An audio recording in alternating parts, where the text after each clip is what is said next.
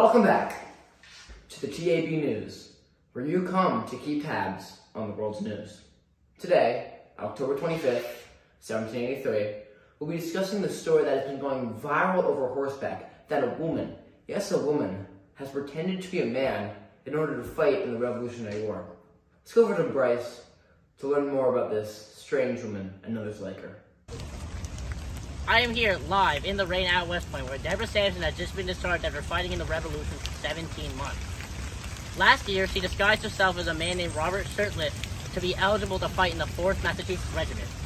During her time at war, she scouted neutral territory, led 30 men on an expedition, and fought in the Siege of Yorktown.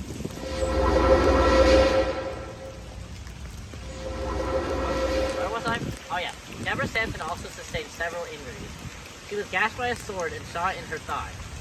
Her identity mostly remained secret until she fell unconscious from an illness, where Dr.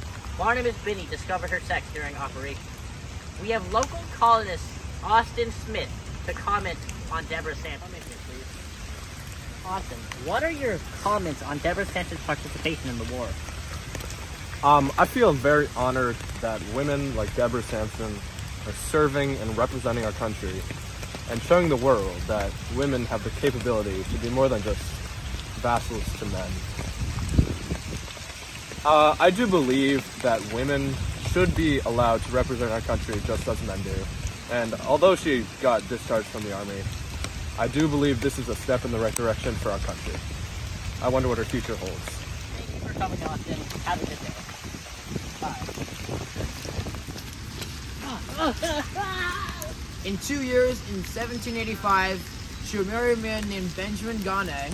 She will have 3 children, Patience, Earl, and Mary, and she will be the first person to go on a lecture tour, and a book will be written about her by Herman Mann. What did George Washington's wig with that? Anyways, back to Tristan, to more about women. Thank you, Bryce. Women used domestic materials instead of imported ones to support the war.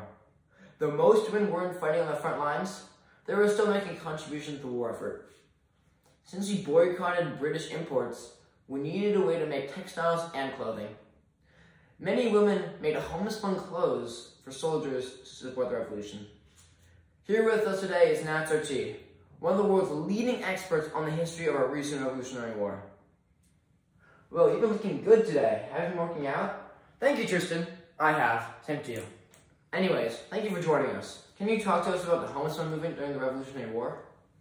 Of course. A large part of our struggle was boycotting British goods like textiles, and these women were the only way for us to make clothes domestically. Women had control over household purchases and were able to use this power to help the revolution. Colonists who weren't part of the army could also support our cause by wearing homespun clothes. The advantage of homespun clothing was that we didn't have to pay our enemies, the British, for clothes. In the fall of 1775, Congress told the colonies to supply 13,000 winter coats for the soldiers. In a letter that Congress wrote to the women, states that, since money is so scarce and times growing worse, strange things may soon happen to surprise you. First then, throw aside your high-top knots of pride. Wear none but your own country linen. Of O'Connery boast, let your pride be the most what, if homespun, they say, is not quite so gay as brocades.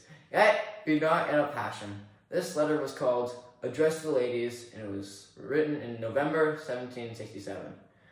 The clothes were mostly made by a group called the Daughters of Liberty. The Daughters of Liberty were formed in 1766 and were at the forefront of the non-consumption movement. They organized homespun events where women made blankets and uniforms for soldiers.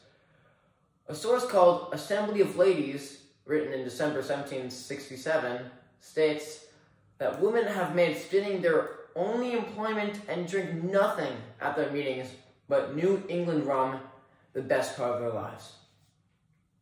A gentleman in Newport writes, "For I found that as these Daughters of Liberty delight in each other's company, they had agreed to make circular visits to each of their houses, and in order to excite emulation in serving their country, promoting temperance and industry, had determined to convert each visit into a spinning match, and to have no entertainments but what is the produce of their own country." Thank you for that amazing information, SRT. We'll be going back to Bryce. Thank you, Tristan. Today, here, we have Austin, Washington, to talk about more women who participated in the Revolutionary War. Now, Austin, how are you doing today? I'm doing all right. How are you? Good, good. All right. So, do you know of any other women who participated in the war? Oh, Anne Bates. She was a British spy. Early in the war, women were, for the most part, considered incapable of, understanding the significance and the magnitude of the war. And because of this, women were usually basically granted, complete freedom and access to our military camps because they weren't really considered a threat. So Anne Bates, she just used this freedom and basically just stole our military information and brought it back to British camps.